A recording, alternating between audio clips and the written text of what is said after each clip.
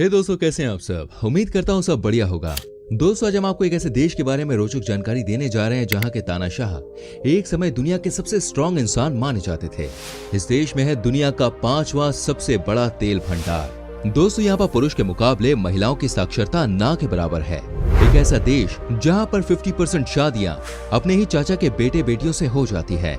आज हम आपको बताने वाले हैं सद्दाम हुसैन के देश इराक के बारे में। तो दोस्तों, इस वीडियो में एंड तक हमारे संग बने रहिए। इस देश के बारे में आप बहुत ही रोचक बातें आज की वीडियो में जानेंगे। वीडियो लाइक नहीं किया प्लीज जल्दी से कर दीजिए। सबसे पहले मैं आपको बता दूं, इस देश का ऑफिशियल नाम है रिपब्लिक ऑफ इराक। देश की कुल पॉपुलेशन है 4 करोड़ के आसपास। पॉपुलेशन डेंसिटी की बात करें तो यहाँ पर 93 लोग पर स्क्वायर किलोमीटर्स पर आपको नजर आएंगे। इराक एक इस्लामिक देश है जहाँ पर 73% लोग शहर में रहते हैं तो वहीं 27% लोग गाँव में बसते हैं। देश की औसतन उम्र है मात्र 21 साल। इराक की राजधानी का नाम दोस्तों बगदाद है और यही इस देश का सबसे बड़ा शहर है। दोस्तों, इराक का अरबिक में मतलब होता है एक ऐसी जगह जहाँ पर पानी की कोई कमी ना हो, जहाँ की जमीन बहुत उपजाऊ हो और जहाँ पर हमेशा खुशहाली रहे। हालांकि इनमें से कोई भी बात मेल नहीं खाती, क्योंकि यहाँ पर पानी की भी कमी है और यहाँ की जमीन भी इतनी उपजाऊ नहीं है। साथ ही यहाँ के लोग भी बिल्कुल खुश नहीं हैं। ये है इस समय का इराक। दोस्तों, सद्दाम हुसैन का नाम कौन नहीं जानता। एक समय ये इराक के ही तानाशाह थे। इन्होंने इस देश की बागडोर साल 1979 में अपने हाथों में ली थी और उसके बाद ये साल 2003 तक इस देश के प्रेसिडेंट रहे। कहते हैं इन्होंने इस देश को बहुत कुछ दिया तो इस देश के लोगों से बहुत कुछ छीना भी है। कई लोग की मौत हो गई, कई लोग को घर से बेघर कर दिया गया और देश के कुछ लोग के साथ पूरी तरह से नाइंसाफी होती रही। हालांकि जो इनके सपोर्टर्स थे उनका कहना था और आज भी यही कहना है कि सद्दाम हुसैन जैसा नेता इस देश को बना सकता है। 30 दिसंबर 2006 को सद्दाम हुसैन को फांसी की सजा दी गई। हालांकि उसके बाद भी इस देश के हालात में कुछ खास बदलाव नहीं आए। इनफैक्ट यहाँ के लोग का ये कहना है कि ये देश और भी बैकफुट पर चला गया। यहाँ के लोग आज भी अपने जीवन को बेहतर करने के लिए स्ट्रगल कर रहे हैं। दोस्तों, जिस साल सद्दाम हुसैन इस देश के तानाशाह बने उसी साल इस देश में कराटे वाली फिल्में पूरी तरह से बैन हो गई। कहा गया कि इस तरह की फिल्मों से देश के लोगों पर गलत प्रभाव पड़ता है। साथ ही इस देश में कराटे खेल को भी बंद कर दिया गया था। आप सोचिए सद्दाम हुसैन को इस गेम से कितनी नफरत थी। इराक की महिलाओं के पास आज भी बहुत कम अधिकार हैं। यहाँ पर महिलाओं को घर पर ही रखा जाता है। क्या आप यकीन कर सकते हैं, आज के दिन भी इस देश में पुरुष के मुकाबले महिलाएं आधी से भी कम पढ़ी लिखी हैं। इराक का लिटरेसी रेट 90% के आसपास है, जिसमें से यहाँ की महिलाएं सिर्फ 50% ही पढ़ी लिखी हैं। यहाँ आज के दिन भी कई लड़कियों को स्कूल नहीं भेजा जाता।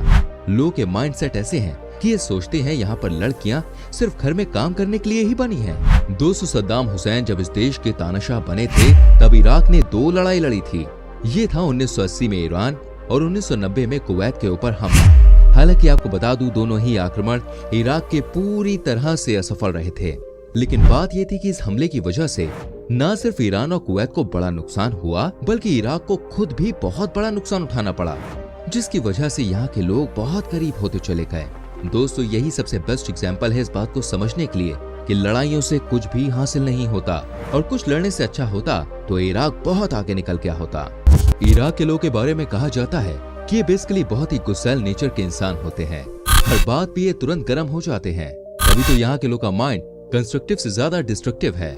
आज अगर ये देश इतनी परेशानी में है तो यहाँ के लीडर का ही बड़ा हाथ है इसमें, जिन्होंने किसी के साथ भी अच्छे संबंध नहीं बनाए। दोस्तों, इराक ने ओलंपिक खेलों में हिस्सा लेना शुरू किया साल 1948 में और आज तक सिर्फ एक ही मेडल जीत पाया है। 1960 समर ओलंपिक्स जो कि रोम में खेला गया था, उसमें इन्हें एकमात्र मेडल मिला था और उसके बाद आज तक इन्होंने कुछ भी खास नहीं किया। ये बताने के लिए काफी है कि इस देश के लोगों के बीच में सिर्फ राजनीति को ही अहमियत दी जाती है। सब कुछ यहाँ पर राजनीति के बाद ही आता है। दोस्तों, इराक की महिलाएं बहुत ही खूबसूरत होती है, इसमें कोई शक नहीं है। लेकिन ये बात भी सच है कि जब इस देश ने 2 लड़ाइयां लड़ी थी उस समय बहुत सारी लड़कियों को गलत काम पर लगा दिया गया था। आप समझ सकते हैं ये कितना घिनौना काम होगा। इस सब गलत काम की वजह से इस देश की दुर्दशा हुई। दोस्तों, हमारे देश की तरह ही इराक भी कई सालों तक ब्रिटेन का गुलाम रहा। हालांकि हमसे पहले इसने आजादी हासिल कर ली। 3 अक्टूबर 1932 को इस देश ने आजादी हासिल की। इससे पहले ये देश सदियों तक तुर्क शासन के अधीन रहा। इराक को बंकर का देश भी कहा जाता है। इस देश में हर जगह आपको बंकर देखने को मिल जाते हैं और इसके पीछे रीजन है यहाँ की लड़ाई। इस देश का रिश्ता आसपास के देशों से अच्छा नहीं रहा और उसके बाद इनके ऊपर भी हमले होते रहे, जिसे देखते हुए यहाँ पर बहुत ही गहरे और बड़े बड़े बंकर्स बनाए गए। दोस्तों, एक समय में इराक की राजधानी शहर बगदाद में झूठी और उलझी हुई भूमिगत सुरंगों का बड़ा नेटवर्क बना हुआ था, जो कि कई किलोमीटर तक फैला हुआ था। इन सुरंगों में हजारों इराकी लोगों को अस्पताल और सैन्य कमांड पोस्ट को रखा जा सकता था। जनरल सद्दाम हुसैन युद्ध के समय अपनी सुरक्षा के लिए तहखानों और सुरंगों के निर्माण का आदेश दे रहे थे, और तो और इन सुरंगों के निर्माण की कीमत तेल के रूप में अदा की गई थी। आपको जानकर हैरानी होगी, इराक देश के ऊपर ये तक आरोप लगा है कि यहाँ की सरकार ने दुनिया को तबाह करने के लिए वेपन्स बनाने शुरू कर दिए। लेकिन ये सिर्फ अमेरिका का कहना ही था, जो कि इस देश को बिल्कुल भी पसंद नहीं करता है। अमेरिका ने इस देश के ऊपर हमला भी किया, लेकिन सबूत नहीं मिले कि इराक दुनिया को तबाह करने के लिए कोई वेपन बना रहा है। आज भी ये इंटरनेशनल लेवल पर एक बहुत बड़ा मुद्दा है। कई देशों का मानना है कि अमेरिका ने यहाँ के तेल को अपने कब्जे में लेने के लिए इतनी बड़ी साजिश रची, लेकिन क्या सच है ये किसी को नहीं पता।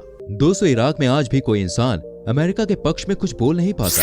इसके पीछे की वजह ये है कि यहाँ के लोग का मानना है कि अमेरिका ही इनका सबसे बड़ा दुश्मन है। हालांकि ये बात भी सच है कि अमेरिका की यहाँ पर दहशत रही है। साल 2011 तक अमेरिका की सेना भी इस देश में थी। इराक का एक चिड़ियाघर है दोस्तों, जिसका नाम है बगदाद जू। वो दुनिया के सबसे बड़े चिड़ियाघरों में से एक है। यहाँ पर आज भी तकरीबन 600 से ज्यादा जानवर हैं। साथ ही कई तरह के पक्षी भी जू में हैं। लेकिन साल 2004 के बाद से यहाँ पर लगातार जानवरों के मरने की खबर आती रही। आज के समय में जू का हाल बहुत ही खराब है। इराक के लोग दोस्तों दो भाषा सबसे ज्यादा बोलते हैं, एक है अरेबिक और दूसरी है कुर्द। यहाँ आने वाले लोगों को कम्युनिकेट करने में परेशानी होती है, क्योंकि यहाँ पर दो भाषाएं बोली जाती हैं। साथ ही आपको बता दूं, यहाँ के लोगों के बीच में इंग्लिश ना के बराबर ही लोकप्रिय है, इसलिए टूरिस्ट को यहाँ पे परेशानी होती है।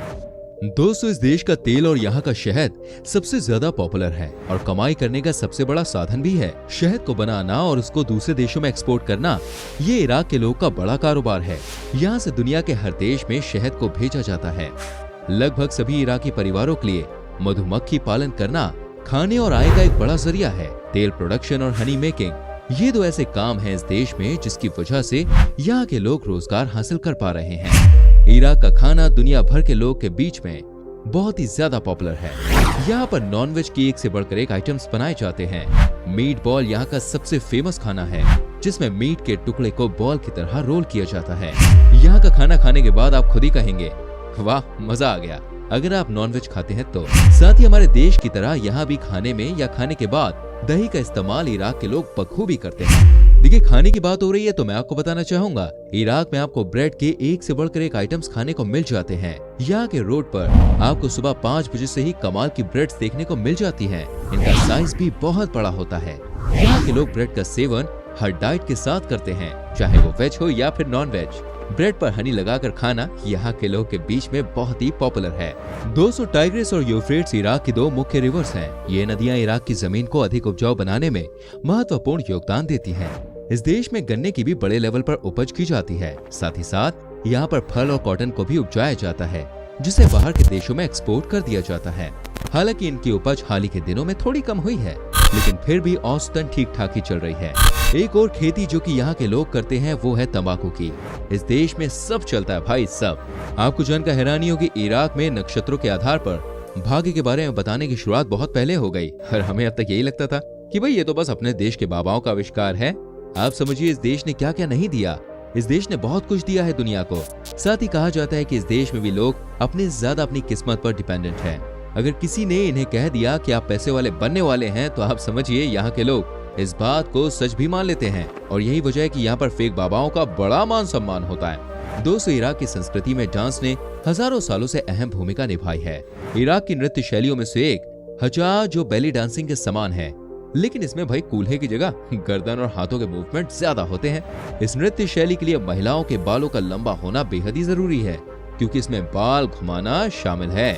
दोस्तों, इराक ने दुनिया को एक से बढ़कर एक चीजें दी हैं। यकीन ना हो तो मैं आपको बता दूं, इराक ही वो देश है जिसने पूरी दुनिया को ये बताया है कि 1 घंटे में 60 मिनट हैं और 1 मिनट में 60 सेकंड होते हैं। आज भी हम इसी बात को मानते हैं। हम क्या, पूरी दुनिया इसी बात को फॉलो करती है। साथ ही दोस्तों, दुनिया की लोकप्रिय कहानियों में से एक अली बाबा और 40 चोर की कहानी इराक में ही लगभग 100 साल पहले लिखी गई थी।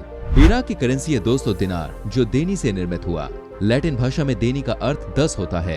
एक इराकी दिनार लगभग 20 भारतीय रुपए के बराबर होता है। इस देश के पास पैसों की कोई कमी नहीं है। इतना तेल है इस देश के पास कि ये कुछ भी कर सकते हैं, लेकिन यहाँ की कमजोर लीडरशिप ने इस देश का बंटा धार कर दिया। तभी तो कहते हैं इनके पास सब कुछ होते हुए भी कुछ नहीं। दोस्तों, आज भी इराक के कई ऐसे एरियाज हैं जहाँ पर बिजली नहीं पहुँची। आज भी कई ऐसी जगह है जहाँ पर रास्ते तो है ही नहीं चलने के लिए। आप समझ सकते हैं रूरल इराक का क्या हाल है। बड़े शहरों को छोड़ दें तो रूरल एरिया में हेल्थ के नाम पर कुछ भी नहीं है। बहुत ही कम संख्या में यहाँ पर हॉस्पिटल देखने को मिलते हैं। डेवलपमेंट की जगह यहाँ की सरकारों ने वॉर लड़ने में पैसे खर्च कर दिए।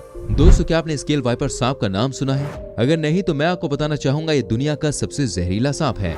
जो किसी को काट ले तो उसकी मौत बिल्कुल पक्की है। ये सांप भी इसी देश में पाए जाते हैं। तो जब भी आपको इराक जाने का मौका मिले तो जरा संभल कर रहिएगा, नहीं तो बड़ा नुकसान हो सकता है। हालांकि इस समय तो इराक जाना कोई पसंद नहीं कर रहा है, और इराक क्या कहीं भी जाना नहीं कर रहा है, टाइम ही ऐसा है। तो दोस्तों, ये था देश